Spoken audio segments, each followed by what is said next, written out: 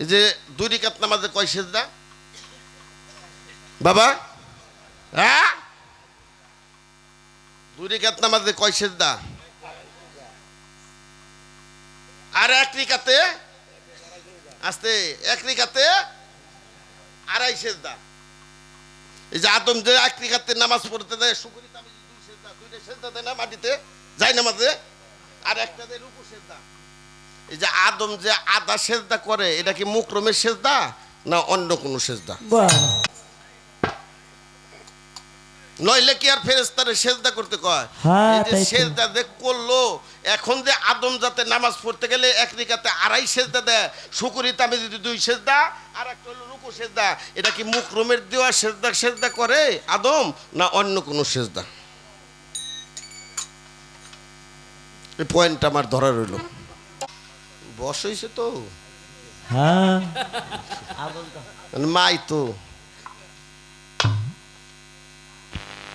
মাইরে তো মাই যত কিছু করুক, আরে বাপ বইরে গেলে পর মাই যদি কয় যে আমার বিয়ে বসে লাগবে, তাহলে সন্তানের দায়িত্ব হলো কান দেখে নিয়ে বিয়ে দেওয়া। হ্যাঁ তাই তো, সত্য কথা, না কোনটা? সত্য কথা। আরো প্রশ্ন আছে নাকি? এবার আমার প্রশ্ন, কি প্রশ্ন? আদম, এই আদি আদম বস্তুটা কি, বিষয়টা কি?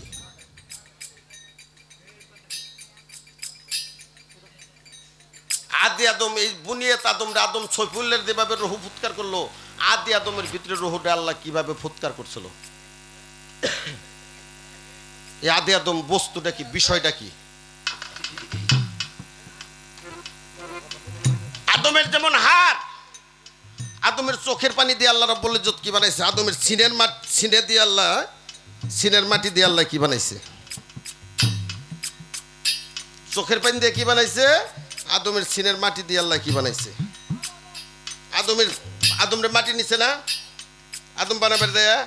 কিরে বাবা, এটা বুনিয়াত আদম কোন আর আদম সৈফুল্লাহ কোন? বেক আদম এক আদম। আদমরে যখন বানাইতে গেল মাটি আনলো, মাটি আনতে যায় সমস্ত ফেরেশতা ঘুরাইলো, আজরাইল ফেরেশতারে পাঠাইলো, আজরাইল ফেরেশতার পাও ধরে টান দিল, 70 গজ নিচে নিয়ে গেল, সেখান থেকে একটা ব্যক্তিরে দেখতে পাইলো। সে ব্যক্তি ডেকিরা, আর মাটি বলল আল্লাহর দোহাই দিল, আর আজরাইল করে যে তুমি আমার আল্লাহর দোহাই দাও, আমি আল্লাহর হুকুমে আইছি। আর মাটি বলল যে আমাকে এমন সময় তুমি নিতে আসলে আমার বৃদ্ধ বয়সে, এখন তো আমি গর্ভবতী। আরে মাটির গর্ভটা হয়েছিল কিভাবে? সে গর্বে ছিল কে?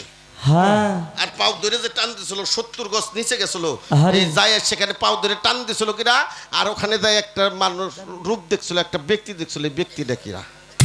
হ্যাঁ, এই কয়টা প্রশ্ন আমি আমার মায়ের কাছে রাখলাম। আমার দয়াল নবী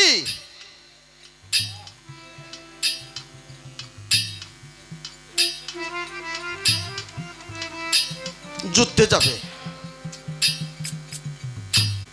যুদ্ধের স্বর্ণ গোছাইতেছে, যুদ্ধের লোক একত্রিত করতেছে। বাবা কথা কৃষ্ণ বাজানরা, হঠাৎ করে একটা মহিলা এসে আমার হুজুরের সামনে খাড়াইছে। আরে হে আল্লাহর নবী, আপনি যুদ্ধে যাবেন? বলে হ্যাঁ, আমি যুদ্ধে যাব। কত লোক একত্রিত করছেন? আজকে যদি আমার স্বামী দুনিয়ার পর বাঁচা থাকতো, তাহলে আমার স্বামী দিনের যুদ্ধে যাইতো আপনার সাথে, হ্যাঁ হ্যাঁ, কিন্তু আমার স্বামী তো দুনিয়ার পর নাই। আরে আমার ছোট্ট একটা শিশু ছেলে আছে,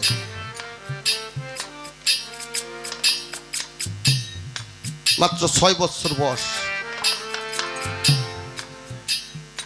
আপনি যদি আমার সন্তানরা যুদ্ধে নিয়ে যান, হ্যাঁ হ্যাঁ, আমার কোনো ইবাদতি নাই, কোনো ভজনই নাই, কোনো কামাই নাই, আমার সন্তানরা যদি দিনের যুদ্ধে যায়, তবু আমি কাল হাসরের দিন দাঁড়ায় বলতে পারবো যে আমার সন্তানকে আমি দিনের যুদ্ধে পাঠাইছি। আরে দয়াল নবী বলছে, মা তোমার সন্তান তো ও যুদ্ধ শিখে নাই, না পারবো তীর চালাবেন, না পারবো অস্ত্র চালাবেন। কয় পারবো না, এটা আমি জানি। অস্ত্র চালাইতে পারবো না, কিন্তু একটা জিনিস পারবো হুজুর। যখন কাফেররা আপনাকে তরবারি দিয়ে কোপ দিতে আসবে, আপনার পর তরবারি দিয়ে আঘাত করবে, আহারে তখন আমার এই সন্তানরা যদি সামনে ধরেন, ও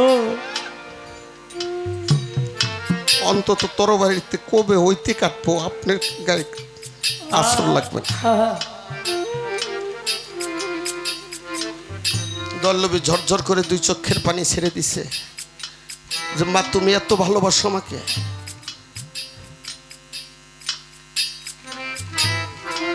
দয়া করে যদি আপনি নিতেন।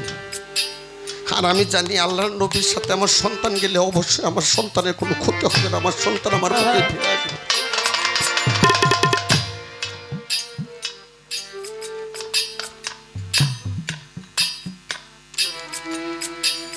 বাবা, ঝড় তুফানের টর্নেডোতে সাইক্লোনে অনেক ঘর বাড়ি ভেঙে দেয়, শুনছেন না? কোনো মাজার দইসে গেছে, আহারে আমার সাবান চন্দ্রের মাজার ভাঙছে, শুনছেন?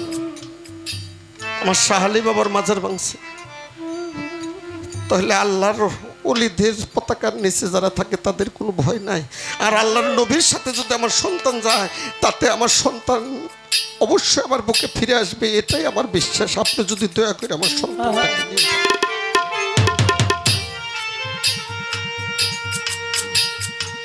সন্তান নিয়ে গেছে বাবা, হযরত আবু বকর সিদ্দিক গেছে, হযরত ওমর খাত্তাব গেছে, উসমান গনি জিন্নে নূর গেছে, মৌলা আলী মুশকিল খুশা গেছে যুদ্ধে। যখন কাফেররা এসে আমার হুজুর পাককে তরবারি দিয়ে আঘাত করছে, ও ওই সন্তানরা লাফ দিয়ে যায় তরবারির সামনে খাড়াইছে। আহারে আর কাফেররা তরবারি দিয়ে আঘাত করার সাথে সাথে সন্তানটা দুই টুকরা হয়ে চলে গেছে, কিন্তু আমার হুজুর পাকের গায়ে কোনো আসর লাগে নাই।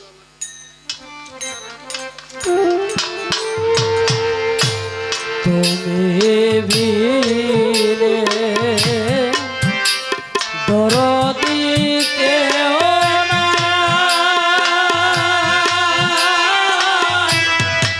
নাই রে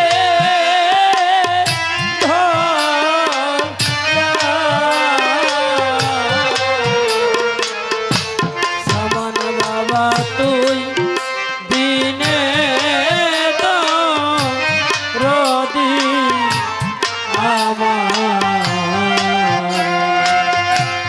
আমার কেহ আমার কেহ নাই রে দয়াল সাবান চন্দ্র তুই দিনে রদি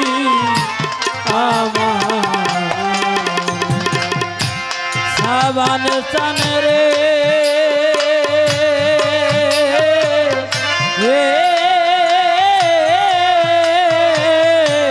তুমি আমার, আমি তোমার বাজানেই কথা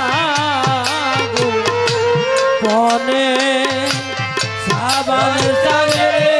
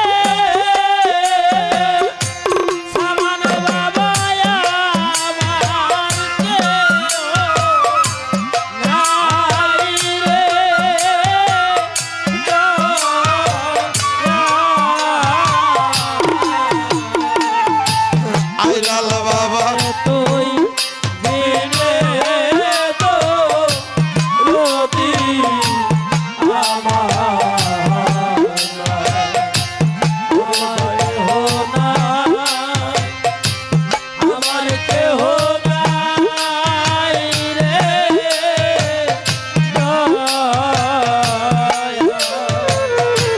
আইনাল কান্দে তুই বিনে তো যদি সাবান টানে রে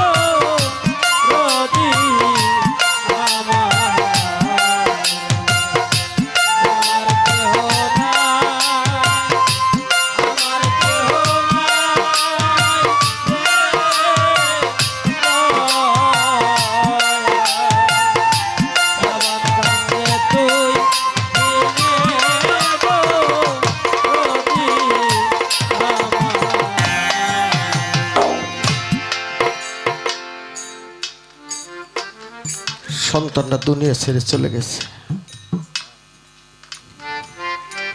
3 দিন পরে ওই রাস্তা দিয়ে কাফেলা নিয়ে দোয়ার লোভে আসতেছে।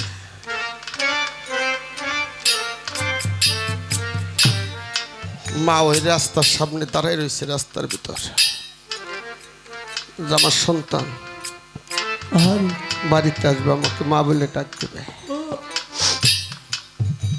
সামনে আমার হুজুর পাকের সামনে দেখা, জিজ্ঞেস করছে, ইয়া রাসূলুল্লাহ, আল্লাহর নবী, আমার সন্তান তো আসছে সহি সালামতে।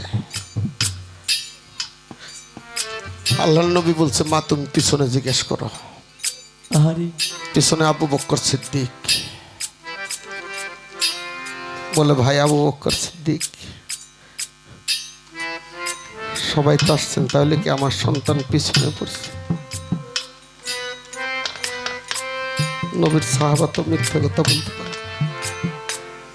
বলছে, বোন তুমি পিছনে জিজ্ঞেস করো। পিছনে হযরত ওমর,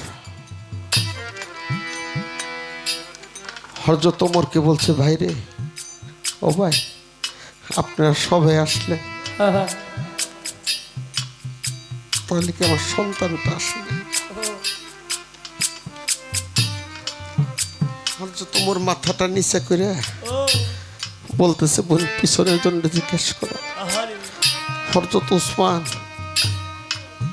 হযরত ওসমানের পাও দুখান জড়াই ধরে বলছে, ভাই রে, সবাই বলে পিছনে জিজ্ঞেস করো, তাহলে কি আমার সন্তান দুনিয়ার পর আর নাই? ও ভাই, ও সারা আমাকে মা বলে ডাকার মতো আর কেউ নাই। আমি মরলে এক মুষ্ট মাটি দিবে এই দুনিয়ায়, আমার এমন কেউ নাই, একমাত্র আমার সন্তান ছাড়া।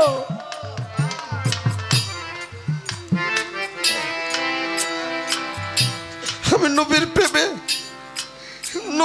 প্রেমে আমার সন্তানকে আমি যুদ্ধে দিই, আরে কিন্তু তখন আমি প্রেমে হাবুডুবু খাইছিলাম। কিন্তু ও সারা আমাকে মা বলার কেউ নাই, আমাকে এক মুষ্ট মাটি দিবে মরলে, আমার দুনিয়ার পর আর কেউ নাই। বলে, পিছনে তুমি আলীকে জিজ্ঞেস করো।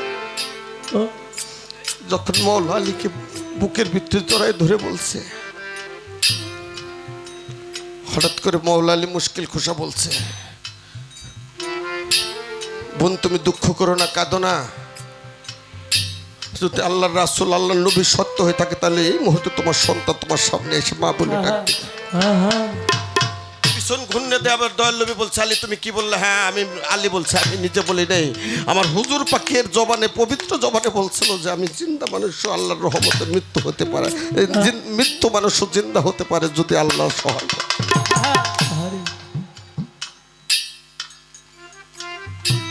সন্তান এসে সালাম দিয়ে খারাইছে, ইয়া রাসূলুল্লাহ, আল্লাহর হাবিব। দয়াল নবী বলে, মা তোমার সন্তান নিজের সন্তানকে বুকের ভিতরে নিয়ে মা কাঁদতেছে আর বলতেছে যে আমি দুনিয়ায় কোনো কর্ম যদি না করতে পারি, অন্তত কাল হাসরের দিন বলতে পারবো যে আমার সন্তানকে 6 বছরের শিশুকে আমি আমার দয়াল নবীর সাথে যুদ্ধে পাঠাইছি। ভালোই তো, অনেক সুন্দর সুন্দর গান ওরা গায়। আমি পারি না, আর পারি না। চমৎকার গাইছে। আহা, আমি কেন মরি না, আজরাইল কি আরে ওজন করা গান দেখে না আমারে। আমারে। তো যাই হোক, একটা কথা মনে পড়ছে, আমাদের বাংলাদেশে বিখ্যাত একজন বাউল ছিল মাখন দেওয়ান, ভালো। খালেক দেওয়ানের ছেলে। সে কিন্তু সাংঘাতিক বাউল ছিল, তথ্য শাস্ত্রের অস্ত্র পরিপূর্ণ ছিল তার। মানে পালা গাওয়ার মতো একটা, সবসময় একটা ছিল, প্রস্তুত থাকতো। আহা, তো সে তার জীবনের একটা কথা বলতো যে আমাদের গলিতে একটা বুড়া বেটি প্রতিদিন কইতো, হাই রে আজরাইল, জোয়ান পোলাপান লইয়া যাও গা, আমার কিছু বলতে কিছু নাই, বিকা শিকা করে খা, আমারে শুয়ে দাও না। আরে প্রতিদিনই কয়। ওই যে গান গাইতে যখন যায় তখন শুনে। তো একদিন মাখন কাকা কয়, একদিন কি করছি, এমনি একটা তাবিজ লইছি পকেটে। তো বুড়ো বেটিরে যায় কইলাম কি, এই এত কান্দি মজা লাগে না, ধরো তাবিজটা লও, গলায় দেও, দেখবা আজরাইল খারাই গেছে। আরে তখন ওই বেটি কইতাছে, বাজান তাবিজটা 1 মাস পরে দিল না। আরে কই কে? কয় 1 মাস পরে আমার বড় নাতিটার বিয়া, তো বিয়াটা খাইয়েই যাই। আয় করা লইছে। আসলে আজরাইল রে ডাকে সবাই, কিন্তু কাছে আইলে আর যাইতে মনে তাই না? না চায় না। মায়ার এ দুনিয়া, সেজন্য এই আমার সাতিয়া কি জানো সালাম সরকারের এই গানটা তাও ভালো লাগছে। তো যাই হোক, আমার আশেপাশে যারা আছে বেশিরভাগই আমার বয়সের মানুষ, তো সেজন্য বলি যে বয়সটা হয়ে গেছে, এখন একটু ধূমপান কম কম করবেন, হ্যাঁ, তাহলে আর কয়দিন বাঁচতে পারবেন। আপনারাও জ্বললেন না, আমারও জ্বালাইয়েন না। বাবা, ভালো কথা। কি হয়, ভালোবাসার জন্য কিন্তু অনেক কিছু ত্যাগ করা যায়। এটা তো একটু বিড়ি টিড়ি, ঠিক, ঠিক। একটু অল্প সময় আছে। আচ্ছা আচ্ছা, বাইরে যায় অবশ্যই সুস্থ অবস্থায় ফিরে আসতে হবে, এটা আমি চাই। হ্যাঁ, ভালো কথা। ওই কোনো- না, যেইভাবে আক্রমণ করছে আমারে, যে কাছে যদি না বসা থাকে তাহলে আমি কইয়াকে মজা পাবো করে। একলা একলা ফুটবল খেলে কি মজা পাওয়া যায়? যে কোনো খেলা হ্যাঁ, হ্যাঁ। প্লেয়ার তো থাকা লাগে, তারপরে খুব সুবিধা অসুবিধা থাকতে পারে। দেহ থাকলে তো তার সুবিধা অসুবিধা আছে, এটা মেনে নিতে হয়। ওষুধ তো বর্তমানে পোলা পান গো হজম শক্তি কমে গেছে গা, ভেজাল বুজাল খাই তো, ওষুধ খাইয়া আহেন। হ্যাঁ, সেজন্য বারবার বাইরে যাওয়া লাগে। কথা সত্য। কিন্তু আল্লাহর দয়ায় আসছি, সেই গাড়িতে উঠছি, কদিন ধরে তো গান গাইতেছি। কালকে একটু ব্যাকওয়ার্ড প্লেজে গেছিলাম, সেই কুমিল্লা মেঘনা পার হইয়া ছোট্ট নৌকায় পার হইয়া বালুর চরে ঘাট করতে গেছি। হ্যাঁ, হ্যাঁ, হ্যাঁ, ঠিক। আজকে চলে আসছি অচেনা পথ, জঙ্গল বরাবর, তাই না? হ্যাঁ। এই যে চিনে গেলাম, ব্যাস পরিষ্কার। বাবা, বাবা। এখন আমার সাত্তার ভাই যে আলোচনা রেখেছেন, আসলেই পার্থক্য করতেছে, কিন্তু মূলের ঘরে কিন্তু পার্থক্য কিছু না। আমি আগেই বলছি যে থাকার জন্য একটা ভাণ্ড লাগে তো, আর ভাণ্ডটাই হইল আদম। আরে হ্যাঁ, এই কালবের ভিতরে, আদমের কালবের ভিতরে, আগে বলেছি সাই এলাহির বারামখানা কেন হইল না। বাবা, বাবা, ঠিক। আবার দেখেন আরেকজন সাধু, সে পঞ্জুষা কি বলেছে, এখানে কোনো বিতর্কের বিষয় না। হ্যাঁ, এটার মধ্যে আশেক মাসেক আল্লাহ রসুলের বারামখানা, এখানে যেখানে আশেক সেখানে মাসেক, যেখানে আল্লাহর রসুল নাই সেখানে আল্লাহ নাই। আল্লাহর রসুল যেখানে, আমার আল্লাহও সেখানে। আল্লাহ তো বলছে আমার রসুলের অনুগত করো, তাহলে আমার অনুগত করা হবে। এখন সেই রসুলকে, বর্তমানে রসুল হইল যার যার মুর্শিদ, যার যার মুর্শিদ, সেই রসুলের অনুগত করতে হবে। আমার মুর্শিদ যদি আমার প্রতি সন্তুষ্ট না থাকে, তাহলে হাজার নবী আমাকে উদ্ধার করতে, এই হইল যার যার রসুল, সেই রসুলের আনুগত্য করতে হবে। রসুলকে আল্লাহর রেসালত, আল্লাহর চরিত্র, আল্লাহর খাসিয়ত যার মধ্যে ধারণ বাহন করতে পারে, আল্লাহর সেই মহাশক্তির যে ধারক বাহক, তাকেই বলা হয় অলি আল্লাহ। সেই হইল আলী, আর আলী হইল সর্বোচ্চ শক্তি, আর সেই আলী হইল অলি। অলি হইল আমি যার হাতে হাত রেখে বায়াত গ্রহণ করেছি, সে আমার মুর্শিদ। এটাই হইল সম্পূর্ণভাবে আত্মসমর্পণ। গানটা করি।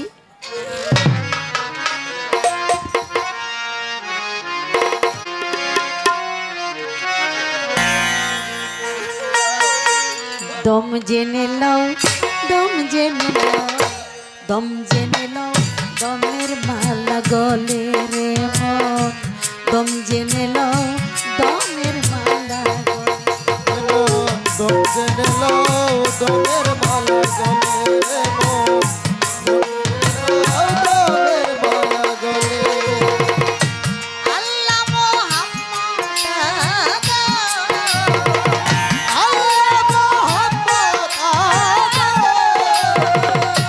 আল্লাহ মোহাম্মদ একদমে তিন মিলে রে মন, একদমে তিন মিলে, দম জেনে লও, দম জেনে লও। দম জেনে লও দমের মালা গলে রে মন দম জেনে লও দমের মালা গলে। ওরে আল্লাহ মোহাম্মদ আদর, আল্লাহ মোহাম্মদ আদর,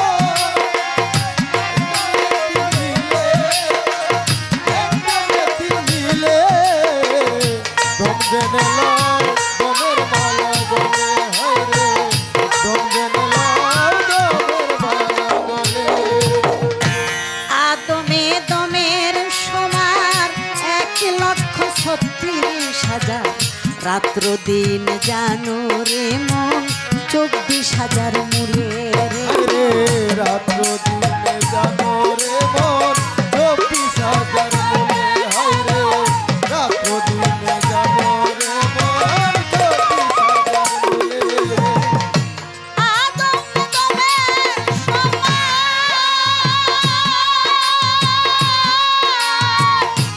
1,36,000 রাত্র দিনে জানো রে মন 24,000 মুড়ে রে। 24,000 মনে, আমার 24,000 মনে। ও তার ভুলে ভুলে আল্লাহ একদম ফেলা একদম ফেলা, ওরে ভুলে আল্লাহ একদম ফেলা নিষেধ রাই দুনিয়ার মন নিষেধ রাই দুনিয়ার দম জেনে নাও দম জেনে নাও দমের মালা গলে রে মন দম জেনে নাও ও আল্লাহ মোহাম্মদ আদর, ও আল্লাহ মোহাম্মদ আদর, তিন মিলে আরে একদমে তিন মিলে দম জেনে লও দমের মালা গলে, হায় রে দম জেনে লও দমের মালা গলে। আদমে সাইজের খেলা জপরে মন জপের মালা ছেড়ে দাও তজবি মালা ওরে মন মালায় ধন মিলে হায় রে মালা কোন মালা হায় রে ফের দাও তজবি মালা। ওরে মনের মানুষ দমে মনের মানুষ তবে যাব, মন আমার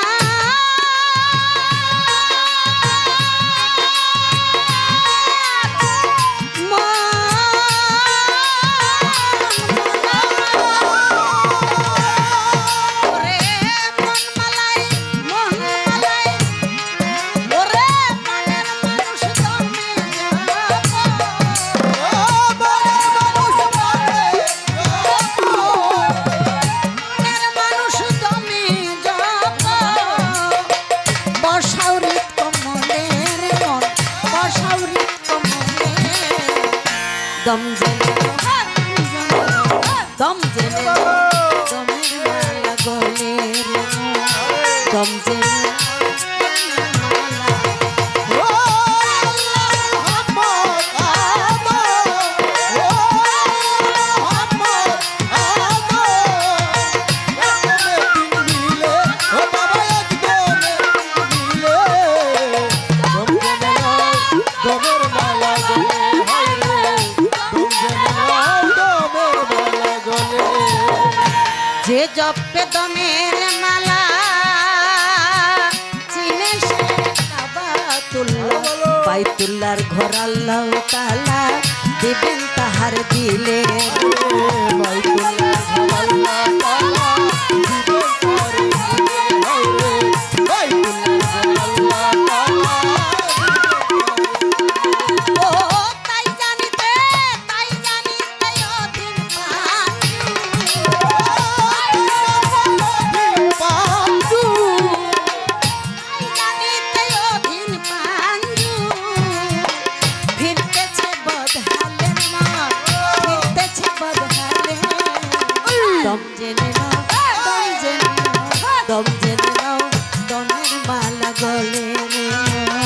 দম জেনে নাও হায় রে দম জেনে নাও দমের মালা গলে হায় রে দম জেনে নাও দমের মালা গলে হায় রে দম জেনে নাও দমের মালা গলে আল্লাহ মুহাম্মদ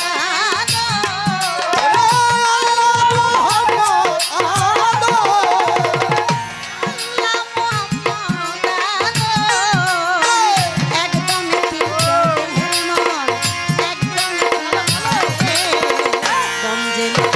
দম জেনে নাও দমের মালা গলে দম জেনে নাও দমের মালা গলে রে মন দম জেনে নাও দমের মালা গলে রে দম জেনে নাও দমের মালা গলে।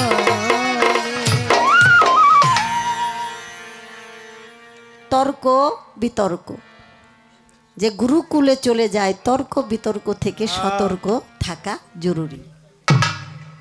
এখানে আমি এসেছি, বিঘ্ন ঘটেছে,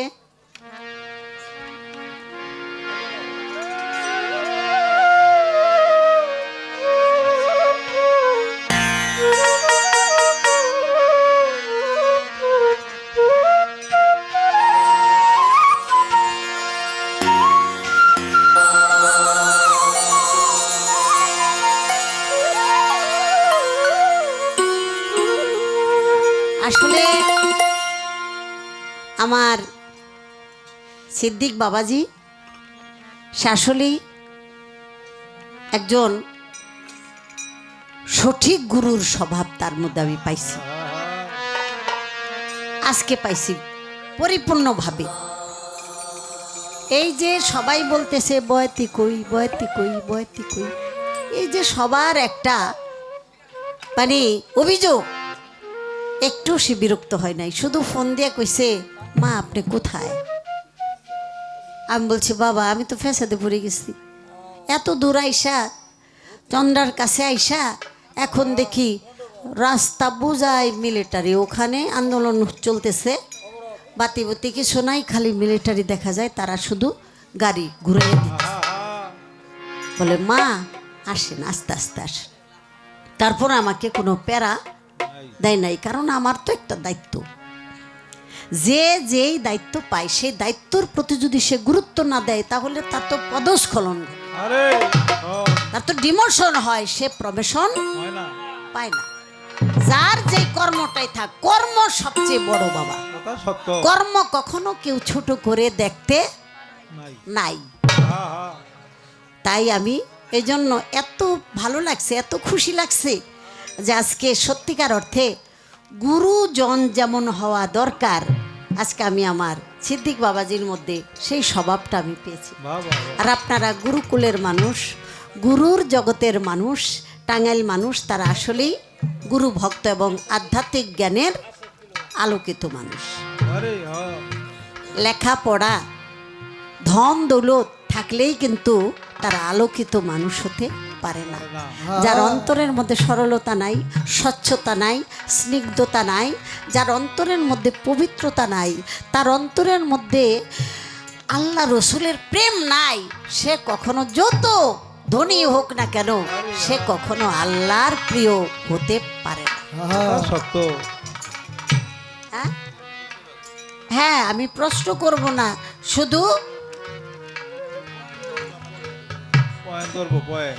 হ্যাঁ আল্লাহ আপনার বয়তি বানাইবার জন্য রশিদ বাবা অকালেই চলে গেল। আরে হ্যাঁ ঠিক ঠিক শুনেন একটা গুমর কথা শুনেন, আমার রশিদ বাবাই যদি না যাইতো তাইলে সাত্তার কিন্তু অনুভূতি হইতো না। কথা সত্য। এটা হইল মূল কথা। রশিদ বাবা পৃথিবীর বুকে দেহধারী থাকাকালীন রশিদ বাবা সাত্তার বেচারা গান গাইতে সাহসী পাইত। আরে হ্যাঁ এই যে খাতাটা নিয়ে খালি বৈশা থাকতো পটপট পটপট করে চুম্বুকের মতো বইলা দিত। বহুত দুহারি আর বহুত সাথী দেখছি, কিন্তু এই সাত্তার সরকারের মতো এরকম নিঃস্বার্থ প্রেমিক এবং ভালোবাসার মানুষ জগতে গুরুর দরবারে কমই পায়। এটাই তো গুরুর প্রদীপ, গুরুর প্রদীপ, গুরুর প্রদীপ ধারণ করেছে। এর জন্য আজকে সারা বাংলাদেশে তাকে রশিদ সরকারের টুকুপি, ঠিক রশিদ সরকারের টুকুপি। তাকে দেখলে, তার গান শুনলে রশিদ বাবার উপস্থিতি মনে হয়। তো সেজন্য আমার কাছে খুব ভালো লাগতেছে। আজকের মতো এত ভালো লাগে নাই। এটা এখানে অলিয়া উলিয়া উপস্থিত। শুনেন, যেই দরবারে অলিয়া উলিয়া উপস্থিত থাকে সেখানে সব কিছু এমনিই ভালো লাগে। আর অন্য অন্য আসর মরা মরা লাগে, লাগে যেমন ভিতরে কিছুই নাই, টাকা লইছে গান গাউন লাগে, তাই গান গাইয়া যায়। আজকে কিন্তু অলিয়া উলিয়ার উপস্থিত আছে। যেখানে অলিয়া উলিয়া থাকে, আল্লাহর রহমত বর্ষিত হইতে থাকে, আর সেখানে উপস্থিত যারা থাকে তারাও সেই রহমতের ভাগিদার হয়ে যায়। এটাই কথা। আরেকটা গান আমি করি।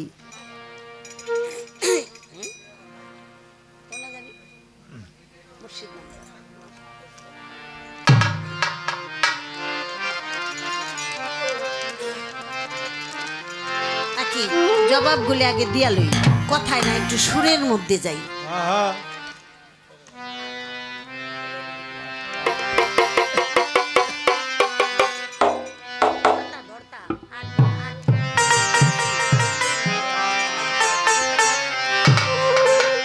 ও কথা ভাবুক হইলে বুঝতে পারে, বুঝতে পারে ভাবুক হইলে বুঝতে পারে, অভাবুকের বুঝা দেয়।